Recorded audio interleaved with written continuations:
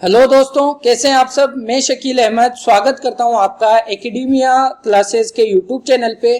Constitutional vaccine इस वक्त करते हैं, आज डोज 26 की बात करेंगे। और अगर मैं आपसे ये कहूं कि आज के डोज 26 में हम बात करेंगे संविधान की आत्मा की, the soul of our constitution, तो शायद गलत नहीं होगा। आज हम बात करने वाले हैं संवैधानिक उपचारों का अधिकार अनुच्छेद 32 की। और अनुच्छेद 32 कितना ज्यादा इंपॉर्टेंट है हमारे संविधान में, भारत के लिए, भारतीय लोगों के लिए, वही हम जानने वाले हैं और इसको बहुत अच्छे से देखने वाले हैं। राइट, तो आइए देखते हैं, इसको शुरू से समझने की कोशिश करते हैं। देखिए, भाग 3 मौलिक अधिकार फंडामेंटल राइट्स में हमने अब तक किस किस चीजों की बात की है। पहले तो हमने अनुच्छेद 12 देखा जिसमें राज्य की परिभाषा दी हुई है।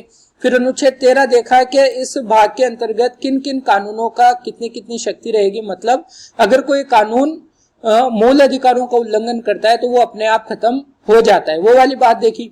फिर हम आ गए अधिकारों के ऊपर। हमने पहले देखा 14 से 18 अनुच्छेद में समता का अधिकार। फिर हमने देखा 19 से 22 में स्वतंत्रता का अधिकार। शोषण के विरुद्ध अधिकार देखा अनुच्छेद 23 और 24 में। धर्म की स्वतंत्रता का अधिकार देखा अनुच्छेद 25 और 28 में, 25 से 28 में। और संस्कृति और शिक्षा संबंधी अधिकार भी हमने देखे अनुच्छेद 29 और 30 में। जो अनुच्छेद 31 है उसको 44वें संविधान संशोधन कॉन्स्टिट्यूशनल अमेंडमेंट एक्ट 1978 के द्वारा हटा दिया गया था हमारे संविधान से। और आज हम बात करेंगे अनुच्छेद 32 की। तो देखिए, इतने सारी ये जो 5 अधिकार हमने देखे, वेरियस इतने सारे अधिकार हमने हमारे संविधान में देखे। फिर हमने ये बात की थी कि भाग 3 जो है वो क्या है, कानून के द्वारा प्रवर्तनीय है। कानून के द्वारा प्रवर्तनीय, इसका मतलब क्या होता है, यानी हमारे इन अधिकारों का, इन सभी अधिकारों का अगर उल्लंघन होता है तो हम क्या कर सकते हैं, हम जा सकते हैं सुप्रीम कोर्ट, हम कोर्ट में जा सकते हैं कि हमारे संविधानों का उल्लंघन हुआ है। तो कोर्ट में जाने के लिए भी तो किसी अनुच्छेद की, किसी प्रावधान की जरूरत थी ना। तो उसके लिए हमारे संविधान निर्माताओं ने बनाया अनुच्छेद 32। और इस अनुच्छेद के अंतर्गत, अब देखिए, ये खुद अनुच्छेद 32 जो है वो अपने आप में एक मूल अधिकार है, यानी हमें कोई रोक नहीं सकता है। सुप्रीम कोर्ट भी हमें मना नहीं कर सकती है कि आपके अधिकारों का उल्लंघन होता है तो आप यहाँ पे नहीं आ सकते। ये हमारा एक मूल अधिकार है, हम जाएंगे ही जाएंगे ना, कोई मना नहीं कर सकता है हमें कि आप सुप्रीम कोर्ट नहीं जा सकते अपने अधिकारों को लेकर। तो अनुच्छेद 32 क्या कहता है, आपके इतने सारे अधिकारों में से किसी भी अधिकार का अगर हनन होता है तो आपका अधिकार है, आप सुप्रीम कोर्ट जाइए और अपने अधिकारों के खिलाफ लड़िए, अपने अधिकारों के लिए लड़ाई कीजिए। ठीक है, अब सुप्रीम कोर्ट भी आपको मना नहीं कर सकता कि भाई हम आपकी सुनवाई नहीं करेंगे, क्योंकि हमारा मूल अधिकार है, मना किया ही नहीं जा सकता। तो ये है अनुच्छेद 32 का मेन कॉन्सेप्ट, ये आपको समझना जरूरी है।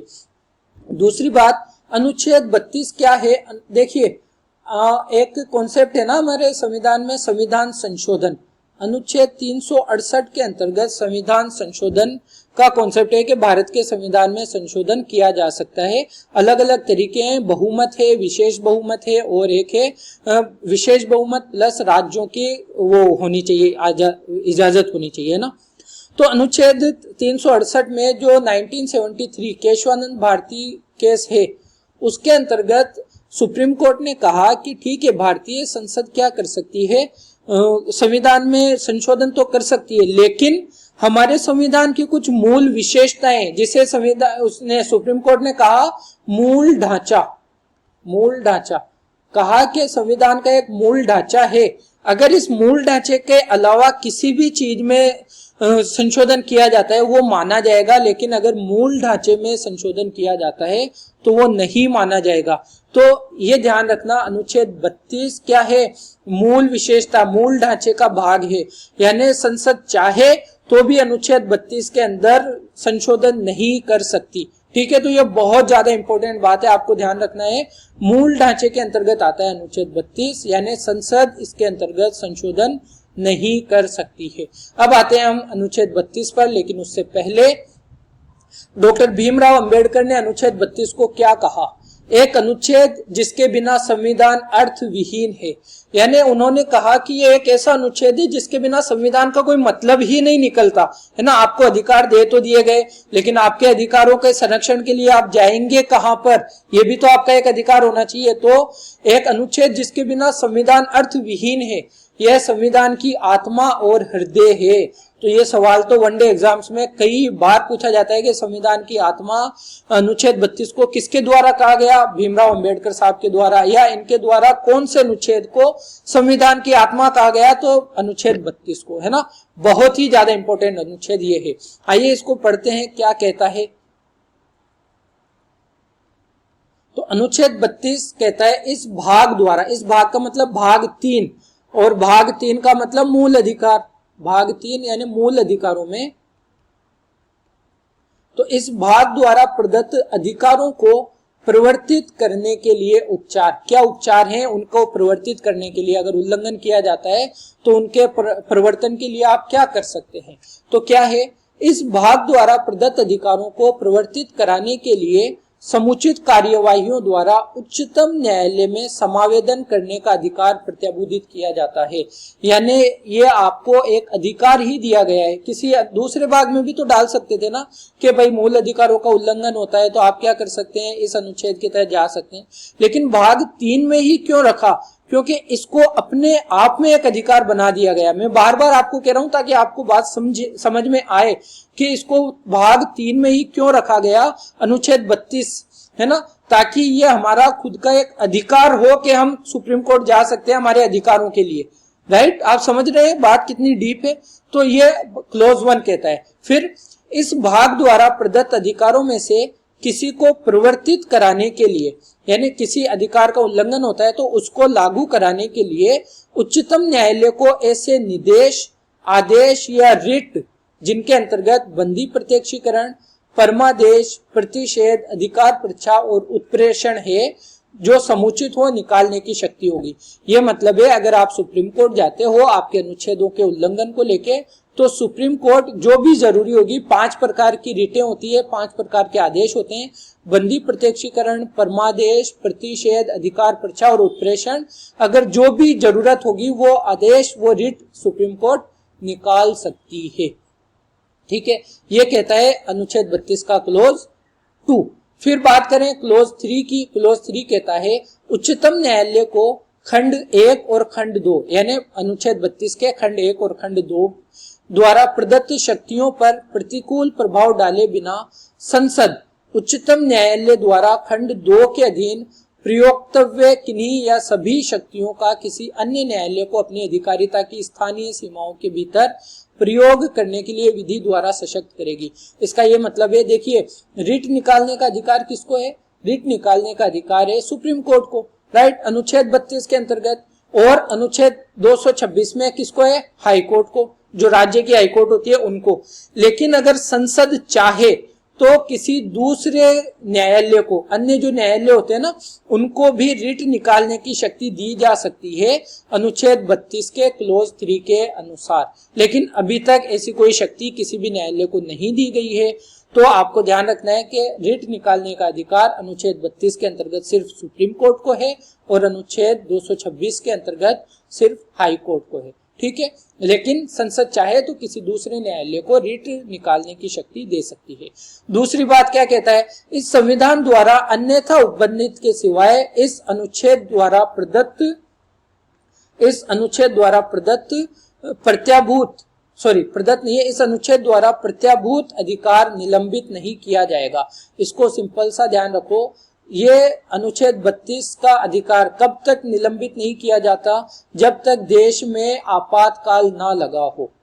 अगर देश में आपातकाल लग गया तो अनुच्छेद 32 भी हमारा क्या हो जाएगा, निलंबित हो जाएगा, फिर हमारा अधिकार नहीं रहेगा। आपको पता है अनुच्छेद, जब देश में आपातकाल लगता है तो लगभग सभी अनुच्छेद निलंबित हो जाते हैं, सभी अधिकार निलंबित हो जाते हैं ना, जैसा सरकार चाहती है वैसा होता है। तो आपातकाल की स्थिति में अनुच्छेद 359 के अंतर्गत हमारे सारे के सारे जो अधिकार है वो क्या हो जाते हैं, निलंबित हो जाते हैं, सिवाय एक दो अधिकारों को छोड़कर। उनकी बात हम आगे जैसे जैसे प्रोविजंस होंगे वैसे वैसे करेंगे। तो ये है अनुच्छेद 32। इसके अलावा जान लेते हैं अनुच्छेद 226 कहता है कि हाईकोर्ट जो है, प्रत्येक राज्य के हाईकोर्ट है, उनको भी रिट निकालने की शक्ति होगी। ये बहुत ज्यादा इंपॉर्टेंट है, तो आपको दोनों ही ध्यान रखने हैं कि अनुच्छेद 226 के अंतर्गत हाईकोर्ट भी रिट जारी कर सकती है। ओके, मोस्ट इंपॉर्टेंट है। तो अब रिट कितने प्रकार की होती है ये भी आपको पता है। जैसे एक बंदी प्रत्यक्षीकरण। बंदी प्रत्यक्षीकरण का क्या मतलब होता है? इसका मतलब होता है हमारे सामने प्रस्तुत किया जाए, प्रस्तुत किया जाए। देखिए, किसी व्यक्ति को अगर बंदी बनाया जाता है, बंदी, अच्छा, बंदी किस तरह से बनाया जाता है? हो सकता है उसने कोई अपराध किया हो तो किसी कानून के तहत बंदी बनाया जा सकता है।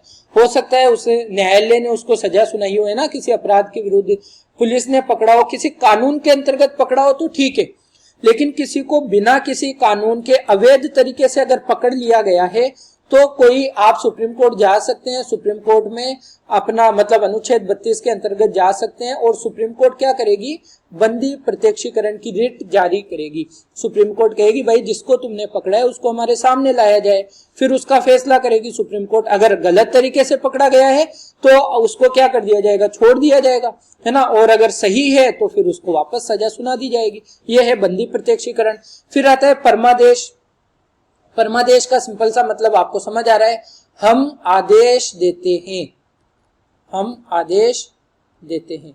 और ध्यान रखें, ये आदेश किसको दिया जाएगा? आम नागरिकों को नहीं, ये आदेश दिया जाएगा सरकारी अधिकारियों को। जो सार्वजनिक अधिकारी होते हैं ना हमारे गवर्नमेंट ऑफिसर्स, उनको आदेश देता है। और किस तरह से? तो सार्वजनिक अधिकारियों को, सार्वजनिक इकाई को, सार्वजनिक निगम जैसे कोई कंपनी हो गई, सरकारी कंपनी हो गई, कोई न्यायालय हो गया, उनको ये आदेश दिया जाता है अगर उनके द्वारा मतलब में कोई ऐसा काम है जो सार्वजनिक अधिकारियों द्वारा किसी का उल्लंघन किया गया है, किसी के अधिकार का, तो फिर सुप्रीम कोर्ट जाने पर सुप्रीम कोर्ट कहती है भाई बताओ। सुप्रीम कोर्ट उनसे सूचना मांग सकती है कि भाई तुमने इसका अधिकार का उल्लंघन क्यों किया है। तो ये ध्यान रखना है, ये आम लोगों के लिए जारी नहीं की जाती। परमादेश रिट जो है वो सार्वजनिक अधिकारियों और जैसे सार्वजनिक कोई कंपनी हो गई, कोई छोटा न्यायालय हो गया, सरकार के खिलाफ भी जारी की जा सकती है ना। किसके? सरकार के खिलाफ भी। सरकार और सरकारी लोगों के खिलाफ, सीधा सा याद रखिए, सरकार और सरकारी लोगों के खिलाफ ये जारी की जाती है। प्रतिषेध क्या है? प्रतिषेध, देखिए प्रतिषेध क्या किया जाता है, मतलब जैसे कोई कोर्ट है, कोई अधीनस्थ न्यायालय है, एक छोटा कोर्ट होता है ना अधीनस्थ न्यायालय। अधीनस्थ न्यायालय के द्वारा अगर अपने अधिकार क्षेत्र के बाहर जाकर कोई काम किया जा रहा है, जैसे हर न्यायालय का एक अधिकार क्षेत्र होता है, तो अगर किसी न्यायालय के द्वारा अपने अधिकार क्षेत्र से बाहर जाकर कोई काम किया जाता है तो सुप्रीम कोर्ट क्या कहती है? प्रतिषेध की रिट जारी कर देती है।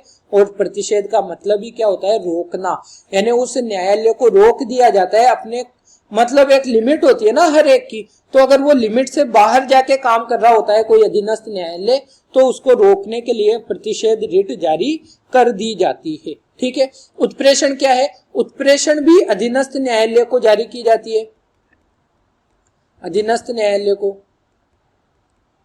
लेकिन फर्क क्या है? फर्क ये है, प्रतिषेध में क्या हो रहा था, अगर कोई न्यायालय अपने क्षेत्र से बाहर जाकर फैसला सुना रहा था, बाहर जाकर काम कर रहा था, तो प्रतिषेध जारी कर रहे थे। अगर कोई न्यायालय अपने ही क्षेत्र के अंदर काम कर रहा है लेकिन काम ठीक से नहीं कर रहा है ना, अपने दायित्व का निर्वहन नहीं कर रहा, अपना फर्ज पूरा नहीं कर रहा, जिस तरह से ईमानदारी से काम करना चाहिए वो नहीं कर रहा, फिर उत्प्रेषण की रिट जारी कर सकता है सुप्रीम कोर्ट या हाई कोर्ट। ठीक है, तो ये बहुत ज्यादा इंपॉर्टेंट है। और अधिकार परीक्षा में भी यही है कि किसी के अधिकार का उल्लंघन अगर किसी सार्वजनिक यानी सरकारी ऑफिस के द्वारा, सरकारी कार्यालय के द्वारा अगर किसी व्यक्ति के अधिकारों का उल्लंघन किया जाता है तो सरकार फिर अधिकार परीक्षा जारी कर सकता है कि आपने किस अधिकार से इसका उल्लंघन किया। जैसे इसको एक इस तरह से भी लिया जाता है कि आपने भी किसी वैकेंसी में फॉर्म भरा और मैंने भी भरा, है ना, तो मैंने मैं एलिजिबल तो नहीं था, एलिजिबल था लेकिन जैसे एग्जाम वगैरह नहीं हुआ मेरा क्लियर, लेकिन फिर भी मैंने किसी तरह से वो सीट पाली करप्शन के जरिए से, तो आप सुप्रीम कोर्ट जा सकते हैं। आप सुप्रीम कोर्ट जाके क्या कहेंगे कि सर मेरा अधिकार था इस सीट पे और इनको दे दी गई, और आप बिल्कुल एलिजिबल थे, आपका एग्जाम भी क्लियर हुआ, आपने सब कुछ किया। तो सुप्रीम कोर्ट फिर क्या करेगी, अधिकार परीक्षा से, भाई आप किस अधिकार से बैठ गए इस सीट पे, क्या आप वाकई में एलिजिबल हैं, तो फिर मुझे साबित करना पड़ेगा, है ना। तो अगर किसी सरकारी ऑफिस के अंदर किसी व्यक्ति का अधिकार का उल्लंघन किया जाता है तो भी वो सुप्रीम कोर्ट चला जाएगा और अधिकार परीक्षा रिट उसके सुप्रीम कोर्ट के द्वारा जारी की जाएगी। अब इन रिटों के बारे में सुप्रीम कोर्ट ने यह फैसला दिया था कि ठीक है, सुप्रीम कोर्ट क्या करता है, रिट जारी करता है, लेकिन आपको पता है हाई कोर्ट भी तो रिट जारी कर सकता है ना। और तो सुप्रीम कोर्ट ने कहा कि अगर कोई नागरिक अपने अधिकारों को लेकर सुप्रीम कोर्ट आना चाहता है तो ठीक है, वो आ तो सकता है, लेकिन पहला विकल्प क्या होना चाहिए, पहले उसको हाई कोर्ट जाना चाहिए, है ना। पहले हाई कोर्ट जाओ, अगर हाई कोर्ट में भी आपकी सुनवाई नहीं होती है तो फिर सुप्रीम कोर्ट आओ, फिर हम बात करेंगे। तो सुप्रीम कोर्ट कहता है कि अगर आपके अधिकारों का उल्लंघन किया जाता है तो पहले आप अनुच्छेद 226 के अंतर्गत कहां चले जाओ, हाई कोर्ट चले जाओ, क्योंकि पहला विकल्प आपका हाई कोर्ट होना चाहिए। उसके बाद अगर आपको राहत नहीं मिलती है तो आप सुप्रीम कोर्ट आ जाइए, ठीक है। तो ये बात कहता है सुप्रीम कोर्ट। ओके, तो ये था हमारा अनुच्छेद 32। उम्मीद करता हूँ आपको बहुत अच्छे से समझ में आया होगा। मैंने कोशिश की है आपको आसान भाषा में समझाने की और सारे प्रावधान इससे रिलेटेड जो भी हैं सभी को समझाने की। तो ये था हमारा अनुच्छेद 32। मिलेंगे अगले वीडियो में। उम्मीद करता हूँ आपको अच्छा लगा होगा। अगर अच्छा लगता है तो लाइक जरूर करें, कमेंट करके बताएं, है ना, चीजें कैसी लगती है, आपके कुछ सजेशंस होते हैं वो भी बताना, और शेयर करें दोस्तों में, ताकि भारत के संविधान के प्रति, भारत के प्रति प्रत्येक नागरिक क्या हो, जागरूक हो, जानकार बने। चैनल को अगर सब्सक्राइब नहीं किया है तो चैनल को जरूर सब्सक्राइब कर लें, ताकि जब भी कोई नया वीडियो अपलोड हो आपको उसका नोटिफिकेशन प्राप्त हो जाए। और ये वाली जो सीरीज है कोवैक्सीन सीरीज, ये हर उस व्यक्ति के लिए जरूरी है जो किसी वनडे एग्जाम की या किसी भी एग्जाम की तैयारी कर रहे हैं, प्लस हर उस भारतीय नागरिक के लिए जरूरी है जो भारत को समझना चाहता है, भारतीय संविधान के प्रति जागरूक होना चाहता है, अपने कर्तव्यों को, अपने अधिकारों को समझना चाहता है। सभी के लिए ये जरूरी है। तो मिलेंगे 27वें डोज में। तब तक के लिए अपना ख्याल रखिएगा। वैक्सीनेशन अगर नहीं करवाया है तो जरूर करवा लीजिएगा, बहुत ज्यादा जरूरी है। और घर पे रहिए, पढ़ते रहिए। यहीं पे मैं अपनी वीडियो को खत्म करूंगा। धन्यवाद।